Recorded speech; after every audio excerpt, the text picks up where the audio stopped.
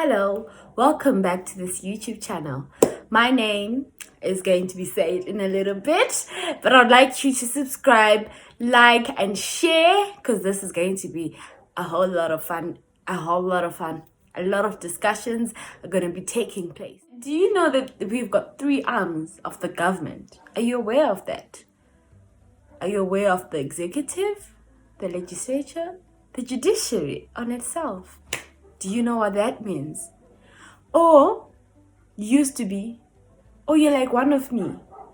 I used to be scared that if I were to get into disagreement, or if my rights are to be violated one day, or including my socioeconomic rights, or even my civil political rights, if they're to be violated, how am I going to face the court of laws? Because maybe I'm against one of the big guys in the country, maybe I'm against the government, or even any particular powerful entities. Have you ever thought, oh no, I could never win the battle, and let it go? But what are you doing? You're letting your human rights being violated. And as we keep on doing that, we keep on spreading some toxic traits in the country, and we're not standing up for what are our rights, what the Constitution says to us. So were you like one of me, or are you really like me? Or like, because it's now past tense, because now I'm educated on it. But are you afraid of getting involved? But if you are, you should know that the judiciary is independent.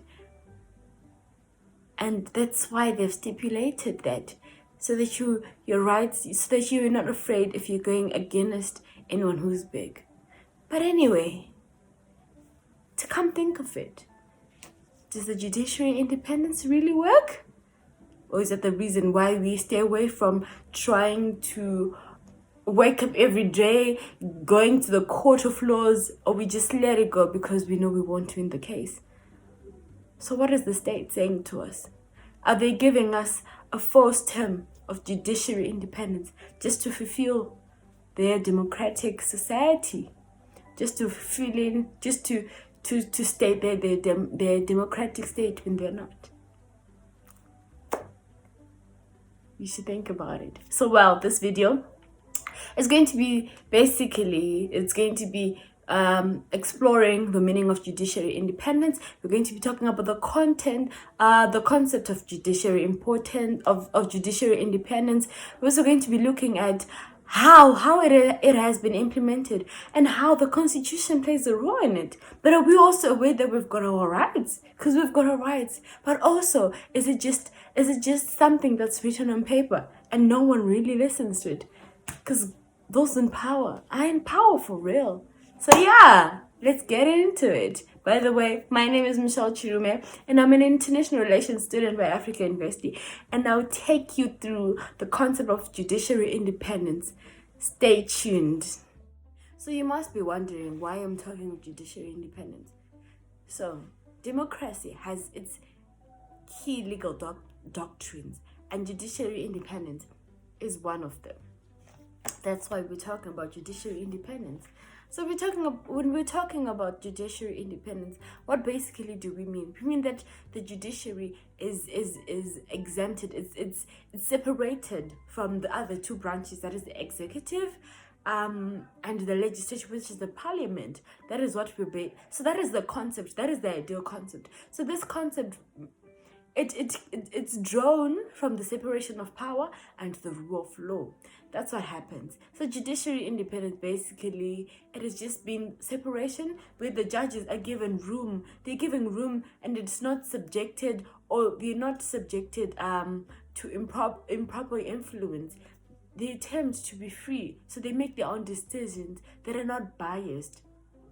But are we really implementing those judiciary independence? Are we really implementing that idea of an independent judiciary? So I'm going to be reading what are the authors, how they define judiciary independence. But as from my understanding, I understand that when we say that when we say judiciary independence, we basically are meaning that the judiciary is independent. It stands as a whole. It stands as a one entity. It's like it's like an individual that has to be isolated. If I'm to put it in simple terms, it's the parliament doesn't have to interfere, the executive doesn't have to interfere, so their decisions are basically based on what they know or on how they view things. So there mustn't be any biased conclusions or any biased orders, so yeah, so let me read to you what all other authors who have been studying or have been investigating on the judiciary independence, what they view it as, because I believe many scholars have their own definitions, but it has to come to you to come up with what you define. Okay, so this is a 2000 scholar. He defines judiciary independence as the independence of the judiciary from the executive and the legislature. Then we've got one scholar who's termed Rugege, 2005. He alludes that judiciary independence is a universally recognized principle in a democratic state, in democratic societies, and also it is also a prerequisite for a society to operate on a basis of rule of law. I remember I termed rule of law and separation of powers 2 minutes ago. So yeah, so judiciary independence means that the judges are free to exercise judicial powers without interference with litigants, with the media, powerful individuals such as huge companies, you name them, and as well mostly the state. So in simple terms, like I had said, it is just a concept that it must be separated and it must be kept away from other branches, that basically, right? And also they shouldn't be subjected to improper influence from the branches of the government or any private interest. Yeah. So so now we've got a clear picture of what judiciary independence is. But what is the concept of judiciary independence? Let's see that in the next. So before we talk about the concept, let's look into how states should guarantee the protection of the judges, should guarantee judiciary independence. How a state is supposed to do that? Here comes the idea. States do that through the Constitution. So basically, when we're going to be talking about the judicial independence, we're not going to leave the issue of the Constitution. Why? Because they give the power to the judiciary independence. They give and they take power from the judiciary independence. Well, that's good, because the Constitution then states that the judiciary should be independent. This also is going to go on to, do people know what the Constitution? Do people know that the Constitution has the power? It gives the judiciary power. I mean, do the states know that? So now looking at the concept of judiciary independence, we're going to be looking at where this concept is derived from. So this concept is derived from the separation of powers. I'm not I won't touch a lot into it, but the separation of power is basically also one of the legal doctrines in democratic states. So the judiciary independence is derived from the separation of power. So judiciary independence, we also tend to think that when we say that the judiciary, liberation of the judiciary is just independence from the arms of the state, from the other arms of the state. No, it's more than that. It is the freedom from political intervention. because that is what we have been saying. But are they implementing that? No, they're violating what the Constitution says. So it is just not the independence of the judiciary from the other courts, from the other arms of the government, of the state, but it also freedom from political intervention, because we know how it can get when the politicians also are involved in the judiciary and violating its independence. Looking at the concept of the judiciary independence, as I had said before, it is that which is derived from the it is that is derived from the concept of the separation of powers. Scholars say that the judiciary is characterized by two elements, which is the institutional independency and the personal independency. But what do we mean by that?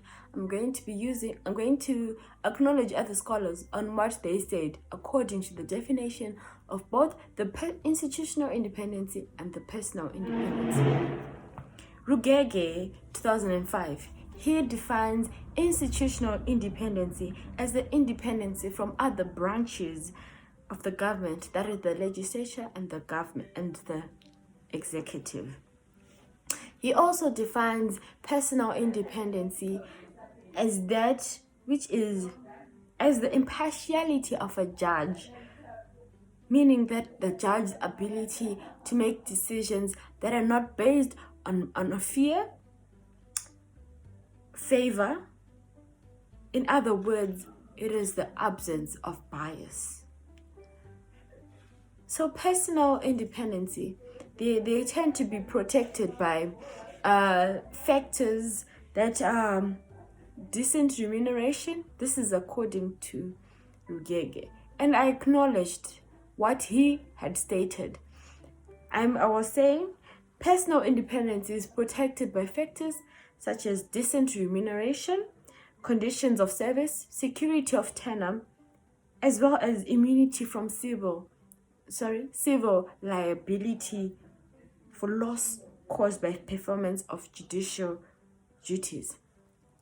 What does this mean? So this means that the judicial officers should be well remunerated. They should have a tenure, and their tenure of office should be secured. It should be protected, so as to avoid situations whereby they make rational decisions, judgments, so as to remain in power. So looking at these looking at the fact that they should be well remunerated, security of tenure, and well conditions for working, good working environment. These factors are the same factors that tend to affect the independency of the judiciary. They tend to affect the judiciary to be fulfilled, to reach its full capabilities. These factors will be discussed later on in the video. But the judiciary power, their powers, it should have powers that whatever the decision they're to make, it should not be nullified or changed, because they have to be guided. So basically, what they would have passed on, their decisions, they should not be nullified by any branch of the state, be it executive, be it the legislation. Their decisions should be passed on and not be reversed or nullified. I've got a case study that I've written that Professor Maduku had written, which supports this statement. Professor Maduku, he referred to a case study in South Africa, our neighboring country, titled SV Mambole, ETV, and others intervening, where Mambole, who was the spokesperson for the Department of Correctional Services, challenged the judges, claiming that they were wrongly granted bail to a certain prisoner. and declared that the prisoner was not going to be set free.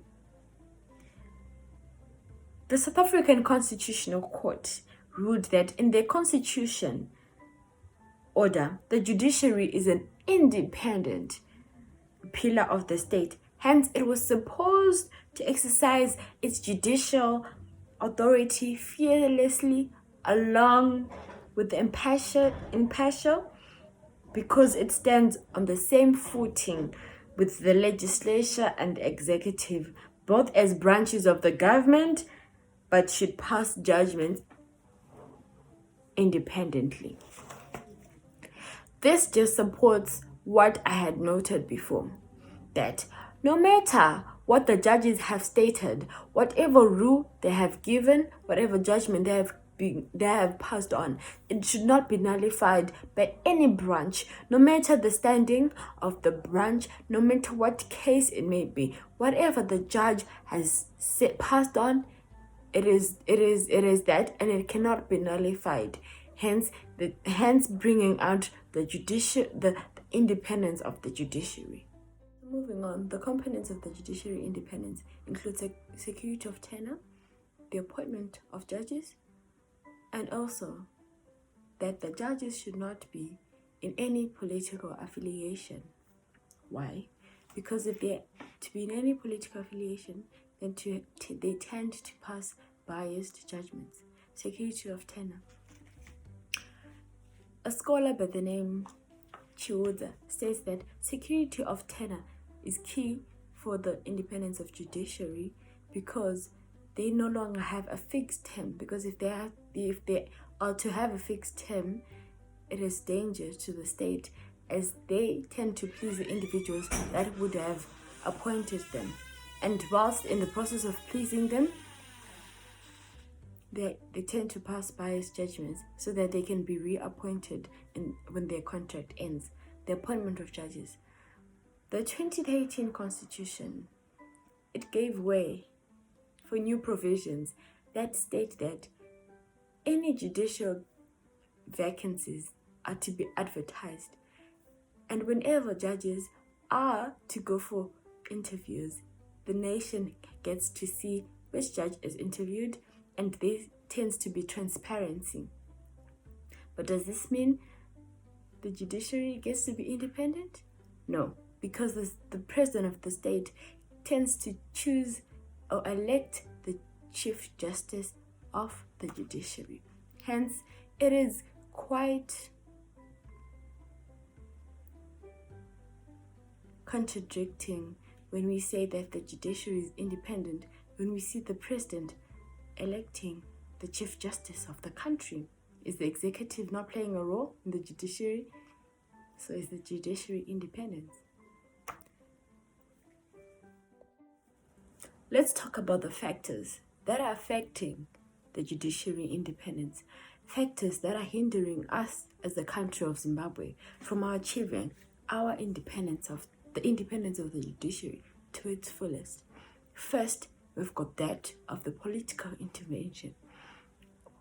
Statistics says that a higher percentage of the factors affecting the judiciary system is that of the political intervention.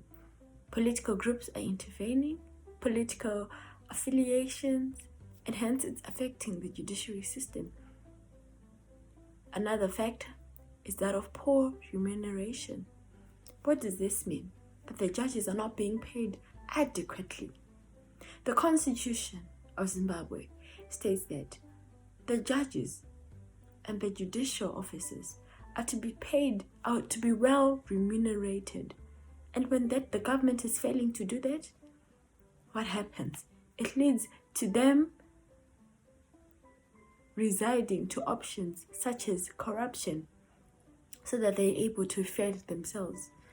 And hence it is a factor that is affecting judicial independence.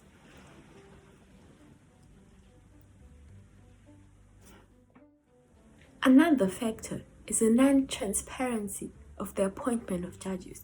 Yes, we noted this as a component of the judiciary system, as we say that the 2013 Constitution brought up the system advertisement of the judiciary vacancy.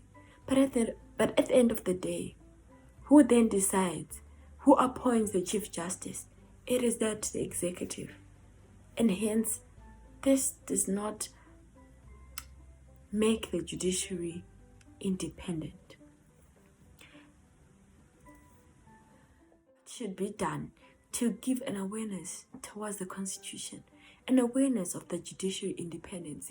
What should the state, what should the educators do to enhance that people are they're educated upon that issue? Not only does the knowledge of the Constitution help people to understand the independence of the judiciary, but it helps people to note that they've got their rights and they should fight to get their rights. The Constitution helps them to know their democratic rights and that they should exercise them according to the Constitution, as the Constitution set grounds of rules. Our Savior has also explained to us that it is not only the rural people who are not aware of the Constitution, because a research states that 89% of the rural people are not aware of the Constitution as compared to those in the urban areas. But to be honest, even those who are living in urban areas, they are not aware of the Constitution nor the independence of the judiciary. Hence, people should be educated and not let their rights be violated.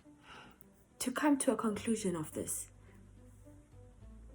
if we ought to keep a democratic state, we ought to evaluate its legal doctrines, and hence to do this, to achieve our judiciary independency. My recommendation is that the executive should fully exit from its participation in the system of the judiciary system. That is the appointment, the removal. Because did you know, even the removal of the judges, the president ought to select the tribunal to remove judges from power? Hence, are we really independent? Is the judiciary really independent? Food for thought. Thank you for listening to this, and I hope this video, this presentation has helped you get a clear picture of what judiciary independence is and what next. If you feel free, please do write your own recommendations below. Thank you for listening. Have a good day.